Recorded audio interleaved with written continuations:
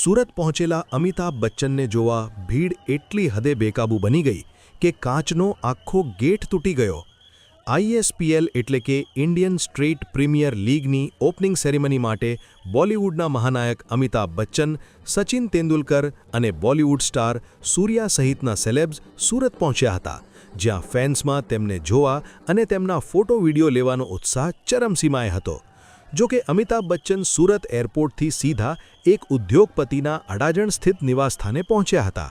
Big બીની એક ઝલક મેળવવા માટે મોટી સંખ્યામાં ઉમટેલી ભીડ બેકાબૂ બની ગઈ, જ્યાં ચાહકોનો ધસારો એટલો પ્રચંડ હતો કે રેસિડેન્સીમાં પ્રવેશ કરવાનો મુખ્ય કાચનો દરવાજો તૂટી પડ્યો। વિડીયોમાં જોઈ શકો છો કે કેવી રીતે કાચના ટુકડા જમીન પર વિખરાયેલા છે, તો ભીડને કાબૂમાં લેતા પોલીસને પણ પરસેવો વળી ગયો હતો। ભારે જહેમત બાદ અમિતાભ બચ્ચનને ભીડ વચ્ચેથી બહાર કાઢી હોટેલ જવા રવાના કરવામાં આવ્યા હતા। ત્યારે આ સમગ્ર ઘટનાનો વિડીયો હાલ સોશિયલ મીડિયામાં વાયરલ થઈ રહ્યો છે।